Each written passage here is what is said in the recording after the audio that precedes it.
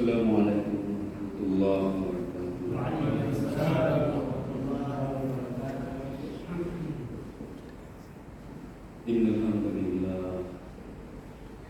Innal hamdalillah nahmaduhu wa nasta'inuhu wa nastaghfiruh wa nu'minu bihi wa natawakkalu 'alaihi wa na'udzu billahi min shururi anfusina wa min sayyiati a'malina.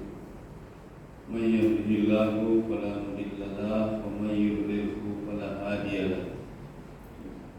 Wa asyhadu anna Muhammadan 'abduhu wa rasuluh. Allahumma shalli ala sayyidina Muhammad wa ala alihi wa ashabihi ajma'in.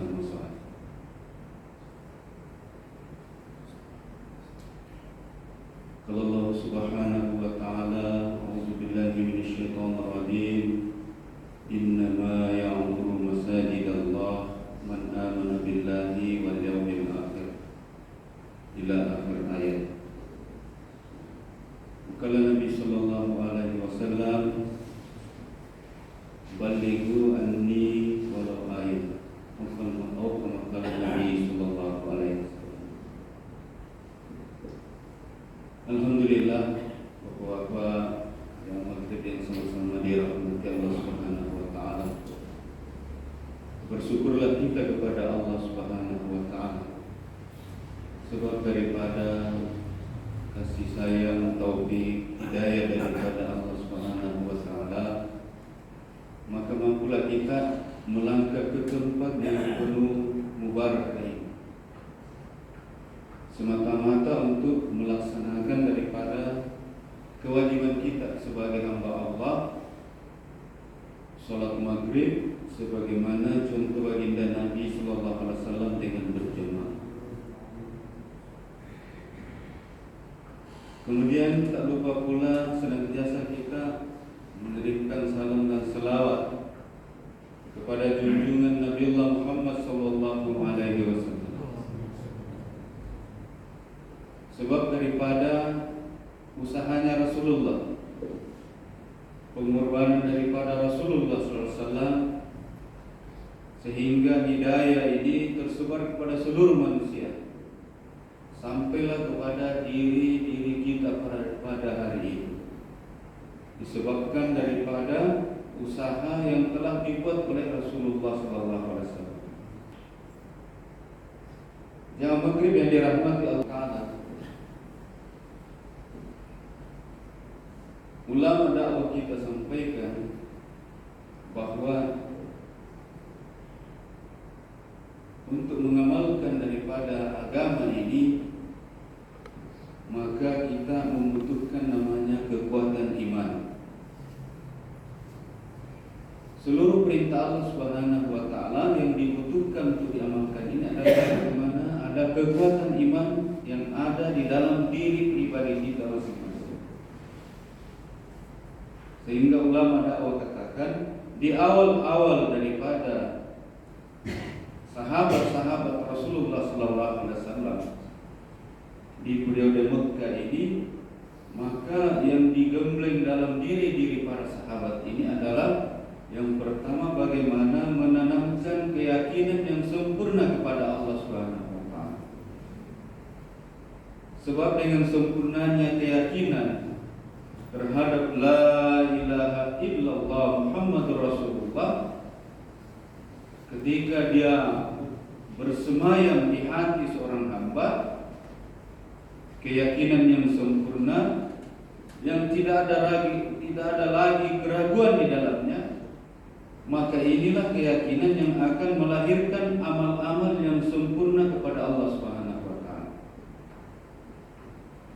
Sehingga jamaah maghrib yang dirahmati Allah Subhanahu wa taala, halangan apapun ketika bertemu dengan perintah-perintah Allah Subhanahu wa taala, maka seorang hamba yang sempurna imannya kepada Allah taala, dia akan mampu menyingkirkan, melewati daripada halangan-halangan yang bisa menghalangi dia untuk taat kepada Allah taala. Maka dia datang kepada Allah Subhanahu wa taala, menomorsatukan Allah, menomorsatukan perintah Allah Subhanahu wa taala. Sehingga ulama dakwah katakan, hari ini kenapa manusia begitu berat daripada mengamalkan perintah-perintah Allah, itu disebabkan karena kelemahan iman. Iman yang lemah, bukanlah daripada kurangnya ilmu. Begitu banyak semua umat Islam tahu bagaimana keutamaan sholat berjamaah. Orang yang melangkah dari rumah dengan sempurna berwudu, melangkah ke masjid, setiap langkah menaikkan derajat. Langkah kaki kanan, langkah kaki kiri menghapuskan dosa. Semakin jauh rumah dari masjid, maka berarti kata ulama kita, semakin banyak pahalanya, semakin tinggi derajatnya dinaikkan Allah Ta'ala, dan semakin banyak dosanya diampuni oleh Allah. Tapi hadirin yang mulia, begitu sedikit orang yang mampu mengamalkan, menjaga daripada sholat berjamaah. Padahal semua orang Islam telah mengetahui. Berarti kata ulama kita adalah bukan persoalan masalah ilmu orang Islam yang kurang, tapi iman orang Islam hari ini yang begitu lemah, sehingga perintah-perintah Allah ini dengan mudah ditinggalkan, dengan mudahnya ditinggalkan. Maka itulah yang ulama dakwah kita katakan, bagaimana cara menaikkan iman. Inilah yang mau dilihat, bagaimana Rasulullah SAW beserta sahabat-sahabat beliau menaikkan iman-iman para sahabat, menanamkan iman-iman para sahabat. Maka dengan cara itu pula lah yang kita buat, sehingga iman kita akan meningkat. Ulama kita katakan, kalau tidak dengan cara sahabat kita berusaha menaikkan iman, maka iman ini akan redup terus. Iman kita akan lemah terus, tidak akan naik hadirin. Tapi kalau dengan cara sahabat kita berusaha meningkatkan iman, mengusahakan iman kita, maka iman ini akan meningkat dari iman ini, sampai kita tiada lagi di atas permukaan bumi. Maka inilah pentingnya usaha atas iman, pentingnya usaha atas iman. Ketika iman seseorang meningkat, maka kelihatan dalam amal begitu banyak dia akan buat. Dia akan mulai menjaga sholat berjamaahnya tepat waktu, di awal waktu dengan berjamaah, di belakang imam, di takbiratul ula. Dia akan mulai mendirikan sholat malamnya. Dia akan mulai menjaga zikir pagi petangnya. Mulai dia menjaga tilawat Al-Qur'annya. Kemudian dia senantiasa ada semangat untuk bersilaturahim, ketemu saudara sesama muslim. Bagaimana menggairahkan mereka untuk sama-sama mentaati Allah Subhanahu wa taala. Jadi amal-amal ini mengikut kata ulama kita dengan naiknya iman. Tapi ketika iman begitu lemah, maka amal ini pula akan semakin berkurang dalam diri kita. Mulai kita dalam menjaga amal ini mulai malas, sholat kita sudah tidak tepat waktu lagi, baca Quran sudah mulai kita tinggalkan, istiqamah zikir pagi petang sudah tidak kita buat lagi. Begitu ada yang mulia. Jadi ukuran kata ulama kita adalah kelihatan dalam amal. Ukuran iman seseorang itu kelihatan dalam amalnya. Jadi semakin banyak amal kita buat menandakan iman seseorang itu kuat kepada Allah Subhanahu wa taala. Maka diri pribadi kita yang mengetahui keadaan diri kita. Satu orang di luar sana tidak mampu menilai satu orang yang lainnya bahwa imannya si A begitu kuat, imannya si B begitu lemah. Karena yang mengetahui ini adalah diri kita sendiri hadirin.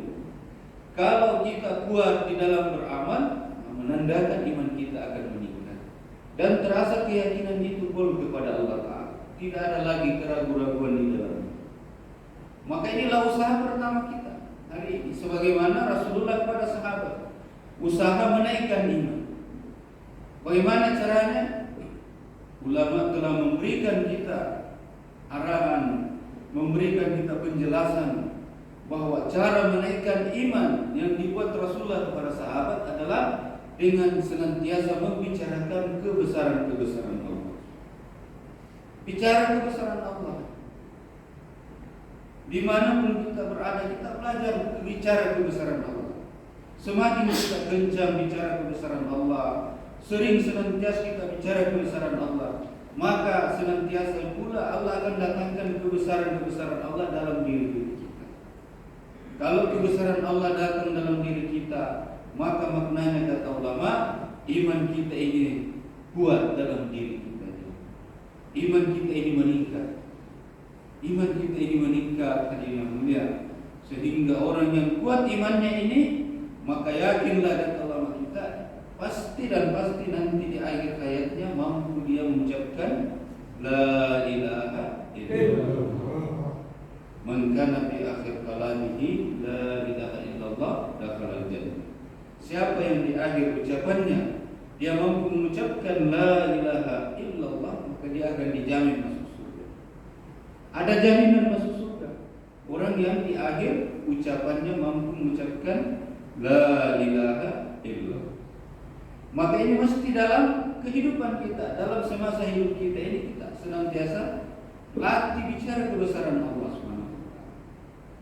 Kemudian yang mulia sunnah-sunnah baginda Rasulullah SAW, bagaimana kita belajar hidupkan di dalam kehidupan kita. Karena di dalam sunnah Rasulullah SAW ini ada kejayaan, ada kesuksesan, ada jaminan Allah Subhanahu wa Ta'ala. Di luar daripada sunnah Rasulullah SAW tidak ada jaminan daripada Allah Subhanahu wa Ta'ala. Kita lihat perkara kecil, kalau itu sunnah Rasulullah, maka itu bernilai besar di sisi Allah Subhanahu wa Ta'ala. Perkara makan dengan mengikut cara Rasulullah, masuk tandas dengan ikut cara Rasulullah, berjalan dengan ikut cara Rasulullah, naik kendaraan dengan ikut cara Rasulullah, bekerja dengan ikut cara Rasulullah, semua bernilai ibadah di sisi Allah SWT.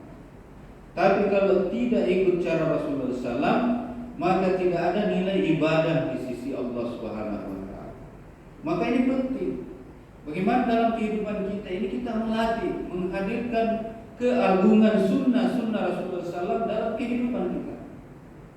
Hari ini yang mulia, begitu kita tidak memandang agungnya daripada sunnah Rasulullah SAW, kita mulai menyepelekan daripada sunnah Rasulullah SAW. Kita anggap biasa-biasa saja. Padahal sunnah Rasulullah SAW ini adalah begitu besar di sisi Allah Subhanahu wa Ta'ala. Sahabat saja ini yang mulia, kelakuan Nabi, sahabat ini berusaha meniru sedemikian sekuat mungkin ini. Dalam riwayat disampaikan ulama ketika Rasulullah SAW mengadakan safar perjalanan, maka dia lewat di bawah ranting pohon hadirin. Maka Rasulullah SAW menundukkan kepalanya. Maka sahabat pun yang mengikut di belakangnya menundukkan kepala. Beberapa masa kemudian dijelaskan ulama kita dalam kitab sepeninggal baginda Nabi Sallallahu Alaihi Wasallam, beliau telah wafat. Maka sahabat hadirin yang mulia yang pada waktu itu mengadakan safar bersama Rasulullah SAW melewati tempat yang sama, tetapi ranting daripada pohon sudah tidak ada lagi. Tapi sahabat ini begitu cintanya kepada Rasulullah SAW, tetap dia tundukkan kepalanya hadirin. Begitulah keagungan sahabat memandang daripada sunnahnya Rasulullah SAW. Hari ini kita lemah dalam mengamalkan sunnah Rasulullah SAW. Kita anggap biasa, kita anggap sedikit, kita anggap kecil hadirin. Maka apa yang terjadi, kata ulama kita, tidak datang lagi bantuan Allah dalam kehidupan orang Islam, disebabkan daripada lemahnya iman dan lemahnya dalam pengamalan sunnah Rasulullah SAW. Inilah hadir dimuliakan oleh Allah Subhanahu wa Ta'ala. Kita mau belajar menghadirkan daripada keagungan sunnah Rasulullah SAW dalam kehidupan kita. 1 kali 24 jam. Rasulullah SAW memberikan jaminan, barang siapa yang menghidupkan sunnahku, bukti dia cinta kepadaku. Dan barang siapa yang mencintaiku, maka bersama aku di dalam surga. Ada jaminan. Man ahya sunnati faqad ahabbani wa man ahabbani kana ma'a fil jannah. Dan di lain hadis Rasulullah SAW berikan jaminan, siapa yang menghidupkan sunnahku ketika rusaknya umatku, ketika manusia berlomba-lomba tinggalkan sunnahku, maka Rasulullah SAW beri jaminan pahala 100 pahala mati syahid. Begitu mulianya daripada sunnah Rasulullah SAW.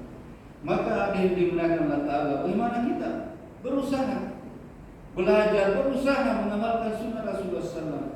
Kita mengaku sebagai pengikut beliau, orang-orang Islam mengaku sebagai pengikut beliau, panutan beliau, tetapi kita malah mengambil cara hidup di luar daripada cara hidupnya Rasulullah SAW.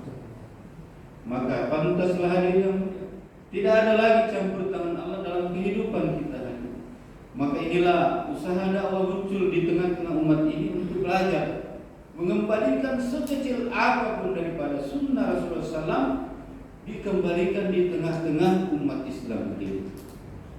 Karena dengan kuatnya iman, dengan kuatnya pengamalan kepada sunnah Rasulullah SAW, maka akan mendatangkan khusyuk dalam setiap amal kita. Di dalam sholat kita akan ada kekhusyuan, ketawajuhan dalam amal sholat. Maka karena begitu kuatnya kita dalam yakin kepada Allah Ta'ala, kepada Rasulullah SAW, sunnah Rasulullah, maka insya Allah di dalam amal sholat kita ini ada khusyuk di dalam. Karena hanya dengan sholat yang khusyuklah yang bernilai di sisi Allah Subhanahu Wa Ta'ala. Maka penting kita hadirkan khusyuk. Bagaimana menghadirkan sholat yang khusyuk di dalam kehidupan kita. Konsentrasi kita dalam sholat. Kita belajar dari mulai dari takbir, kita belajar menghadirkan kebesaran Allah, keagungan Allah. Kita takbir Allahu Akbar. Maka yang betul-betul nampak di hadapan kita, kita menghadirkan keagungan Allah, kebesaran Allah.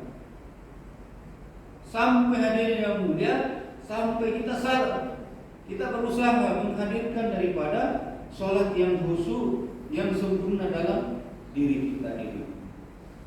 Maka ulama kita katakan hari ini begitu berat kita menghadirkan sholat yang khusyuk. Maka bagaimana? Salah satu caranya adalah kita betul-betul menjaga sholat berjamaah kita.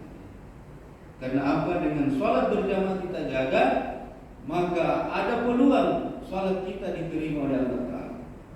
Karena kalau imam dalam suatu sholat jamaah khusyuk, maka semua yang hadir dalam sholat jamaah dinilai khusyuk, diterima sholatnya oleh Allah Ta'ala.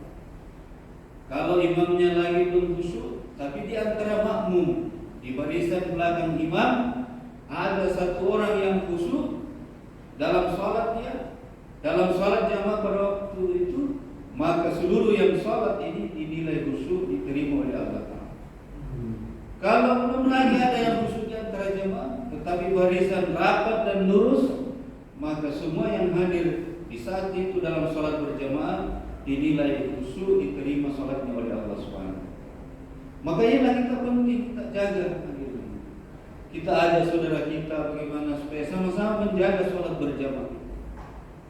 Dan ini dimuliakan Allah Ta'ala. Janji Allah Subhanahu Wa Ta'ala, siapa yang menjaga sholat 5 waktunya dengan baik ini, maka selama 40 hari 40 malam Allah Subhanahu Wa Ta'ala akan berikan 2 keuntungan, 2 kemuliaan. Yang pertama ini adalah dibebaskan dari sifat munafik, dan yang kedua dibebaskan dari siksaan api neraka ini. Luar biasa. Maka berbahagialah bapak-bapak yang sudah mampu menjaga sholat berjamaah, sudah bertahun-tahun. Luar biasa. Sudah berapa? Sudah banyak jaminan daripada Allah Subhanahu Wa Ta'ala ini. Maka untuk itu hadirin yang jangan berhenti. Perkara ini kita saja. Kita telah melaksanakan sholat berjamaah, kita sudah jaga, maka kita bagaimana pikirkan saudara kita, pikirkan orang lain, bagaimana supaya sama-sama kita menjaga sholat berjamaah, saling memberi dorongan, saling memberi motivasi supaya saudara-saudara kita yang lain juga bersemangat untuk menjaga sholat berjamaah. Kemudian hadirin yang mulia, bagaimana kita menghadirkan dalam amal-amal kita ini, kita belajar sempurnakan dengan menghadirkan ilmu di dalamnya. Amal yang kita yang disertai dengan ilmu, salat yang disertai dengan ilmu, maka akan lebih berbobot di dalamnya, lebih bernilai makna, lebih tinggi nilainya daripada salat yang tidak disertai dengan ilmu. Maka penting kita belajar, kita datang ke ulama, belajar ilmu, datang bertanya ke ulama, sehingga ulama kita sampaikan. Orang mau berdagang saja, maka mestinya dia datang dulu ke ulama, belajar tata cara berdagang dalam Islam. Begitu, apalagi dalam perkara ibadah yang betul-betul ibadah ini yang mulia, yang induk daripada ibadah, yaitu salat. Maka bagaimana kita datang rajin ke ulama bertanya, bagaimana salat yang betul, bagaimana rukun di dalam salat, hal-hal yang membatalkan dalam salat, wajib, sunnah, sunnatnya dalam salat, semuanya kita datang belajar. Datang kepada ulama. Jangan kita malas datang ke ulama, mendatangi majelis-majelis ilmu di mana dibahas, dibicarakan tentang masail-masail, tentang fikih, tentang hukum-hukum dalam beragama. Kita rajin mendatangi majelis-majelis ini. Kemudian kita tak lupa ingat kepada Allah Ta'ala, zikir kepada Allah Subhanahu Wa Ta'ala. Sebab apa hadirin yang mulia, Nabi SAW sabdakan, perbandingan orang yang berzikir dengan orang yang tidak berzikir adalah seperti orang yang hidup dengan orang yang mati. Orang yang berzikir mengingat Allah Subhanahu Wa Ta'ala, maka dia hidup di sisi Allah Subhanahu Wa Ta'ala. Maka penting hadirin yang mulia, untuk belajar menghadirkan hakikat zikir ini, senantiasa kita belajar menjaga zikir pagi petang kita. Tasbihat, subhanallah, alhamdulillah, wa la ilaha illallah, wallahu akbar, wa la haula wa la quwwata illa billah. Minimal pagi di pagi hari 100 kali, sore hari 100 kali.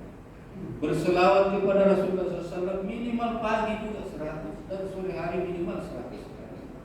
Dan kita istighfar untuk diri kita, minimal di pagi hari 100 dan di sore hari 100. Kita yang begitu banyak dosa, setiap kita membuka mata kita, maka kita berdosa hadirin, maka kita banyak istighfar kepada Allah SWT. Maka zikir ini kita mau hadirkan hadirin. Bacaan Al-Quran kita belajar, istiqomahkan, diusahakan 1 juz setiap hari. Kemudian doa-doa hadirin, doa-doa masnunah, doa-doa yang berlaku 1 kali 24 jam dalam kehidupan sehari-hari. Kita amalkan. Naik kendaraan apa doanya, masuk masjid apa doanya, keluar masjid apa doanya, masuk WC apa doanya, keluar WC apa doanya, berpakaian, memakai pakaian apa doanya, melepas pakaian apa doanya. Semua Pak, ada doanya. Sebelum makan, sesudah makan, semua ada doanya. Maka inilah kita mau amalkan. Senantiasa 1 kali 24 jam kita belajar amalkan daripada zikir-zikir atau doa-doa daripada yang berlaku dalam kehidupan kita sehari-hari. Dan hadirin dimuliakan Allah Ta'ala, bagaimana kita menghadirkan ini adalah saling ada kasih sayang di antara sesama muslim. Orang yang berkasih sayang di antara sesama muslim ini, maka dia akan disayangi oleh Allah Subhanahu Wa Ta'ala. Ulang kita sampaikan, ketika satu orang Islam dengan Islam yang lain saling caci mencaci, maka mereka ini tidak dipandang lagi oleh Allah, jatuh dalam pandangan Allah SWT. Maka kita belajar ini yang munculkan mahabbah, kasih sayang di antara sesama saudara Muslim. Bahkan ini yang mulia Nabi SAW telah sabdakan, barang siapa yang menutupi aib saudaranya di dunia ini, maka Allah SWT akan menutupi aibnya dunia dan di akhirat. Dan siapa yang membuka aib saudaranya di dunia ini, maka Allah SWT akan membuka aibnya sampai dia akan dipermalukan di dalam rumahnya disebabkan karena itu. Maka kita hari ini yang mulia, kita munculkan kasih sayang. Bagaimana caranya? Kita memuliakan ulama. Muliakan ulama. Kemudian kita menghormati orang yang lebih tua umurnya daripada kita. Kita hormati orang yang lebih tua. Dan kita menyayangi yang lebih muda daripada kita. Di bawah umur daripada kita, kita sayangi mereka. Dan yang sebaya dengan kita, kita saling menghargai. Kalau ini kita wujudkan hadirin yang mulia, maka akan mudah datang namanya mahabbah di antara sesama saudara muslim. Maka untuk itu hadirin dimuliakan Allah Ta'ala. Dan yang paling penting lagi adalah bagaimana kita menghadirkan ikhlas dalam setiap amal yang kita kerjakan. Ikhlas ini hadirin yang mulia adalah, ulama sering sampaikan, seperti semut hitam berjalan di malam gelap gulita di atas batu yang hitam. Maknanya hadirin yang mulia, perkara ikhlas ini kita sendiri yang tahu dengan Allah Subhanahu wa Ta'ala. Kita habis sholat tadi, sholat maghrib, maka yang tahu ikhlas kita buat adalah diri kita dengan Allah Subhanahu wa Ta'ala. Maka ini kita jaga dalam diri kita. Bagaimana kita hadirkan ikhlas dalam setiap amal. Maka bagaimana caranya adalah koreksi niat. Periksa selalu niat kita. Di awal kita beramal, maka kita periksa niat kita. Apa ini ada unsur riya atau karena Allah SWT. Sedang kita beramal, kita koreksi lagi niat kita, periksa lagi niat kita. Dan selesai kita beramal, kita periksa lagi niat kita dan kita banyak istighfar kepada Allah Subhanahu wa Ta'ala. Sehingga ulama kita katakan, memberikan contoh adalah caranya selesai kita beramal, maka amal itu jangan diceritakan lagi. Seperti mana kata ulama kita memberi contoh, seperti kita selesai buang hajat, tidak perlu lagi ditengok itu hajat kita. Kita masuk tandas, kita buang air besar misalnya, maka tidak usah ditengok lagi. Tandanya seperti itu, kurang lebih kata ulama kita. Tidak dilihat lagi. Maka amal yang kita buat seperti itu hadirin yang mulia. Tidak usah kita ceritakan lagi. Kita serahkan amal yang kita buat ini hanya untuk menyenangkan Allah Subhanahu wa Ta'ala, hanya untuk Allah Subhanahu wa Ta'ala. Dan yang paling penting adalah hadirin yang mulia adalah bagaimana kita senantiasa ada sifat pengorbanan dalam diri kita. Agama ini datang sampai pada hari ini ke dalam diri kita ini karena ada orang-orang dahulu yang buat pengorbanan hadirin. Mereka telah buat pengorbanan habis-habisan. Harta mereka habis, bahkan kehormatan mereka, diri mereka rendahkan demi karena agama. Kita tengok dalam sejarah disampaikan ulama kita bagaimana baginda Nabi SAW, manusia yang termulia hadirin, tapi rela daripada kehormatan diri beliau, dia rendahkan semata-mata menginginkan agama ini, hidayah ini tersebar kepada manusia. Maka hari ini pun kita belajar ini. Sepeninggal beliau SAW ini tidak akan ada lagi nabi. Maka yang bertanggung jawab untuk berkorban untuk agama ini adalah umatnya Rasulullah. Kita semua, apapun profesi kita hari ini. Kita seorang pegawai negeri, pegawai swasta, pelajar, mahasiswa, pedagang, petani, apapun profesi kita hari ini, kita datangkan suatu pemahaman dalam diri kita bahwa saya ini adalah hamba Allah, umat baginda Nabi Sallallahu Alaihi Wasallam yang diutus, dihadirkan oleh Allah Ta'ala di atas muka bumi ini untuk bertanggung jawab atas agama ini sampai hari kiamat. Kita datangkan seperti itu dalam diri kita, bahwa agama ini maju ketika kita mau buat pengorbanan sungguh-sungguh. Kita tanamkan dalam diri kita pemahaman sebagaimana Abu Bakar radhiyallahu anhu semangat dalam menyampaikan, dalam menegakkan agama. Maka hadirin dimuliakan Allah Subhanahu wa Ta'ala, kita tahu bagaimana awal mula Abu Bakar radhiyallahu anhu masuk ke dalam Islam. Dijelaskan ulama kita bahwa setelah dia masuk ke dalam Islam, dia datang kepada baginda Nabi, wahai Rasulullah, saya telah masuk Islam. Tugas saya hari ini apa? Maka Nabi kata ulama kita sampaikan, tugas kamu adalah tugas saya. Tugas saya adalah tugas kamu. Maknanya itu mendatangi umat, menyampaikan ini agama. Apa yang kau tahu itu kau sampaikan.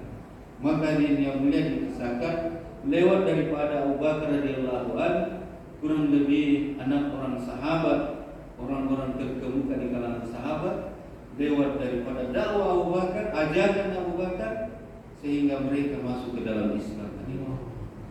Maka inilah hadirin yang mulia hari ini, Masya Allah, Nabi SAW telah sabdakan, balighu anni walau ayat, sampaikanlah dari walaupun hanya 1 ayat.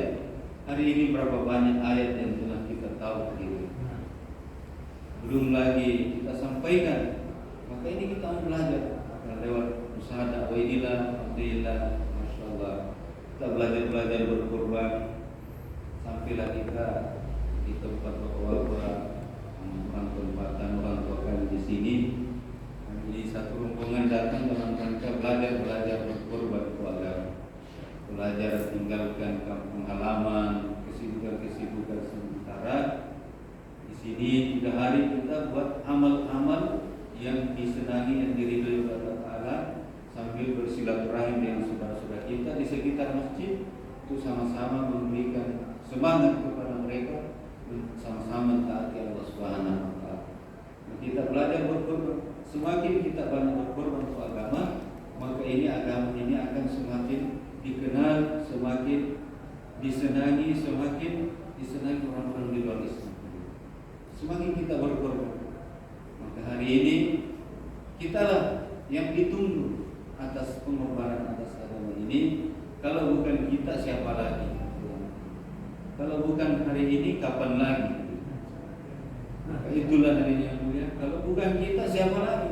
Dan kalau bukan hari ini, kapan lagi? Karena perkara namanya kehidupan ini pasti ada akhirnya. Dalam diri pribadi kita masing-masing sudah ada ketentuan yang Allah telah berikan kepada kita. Umur kita sejauh mana, sampai seumur berapa, itu telah ditetapkan oleh Allah SWT. Maka marilah kita bergerak lagi dan lagi berkorban untuk agama, insyaallah.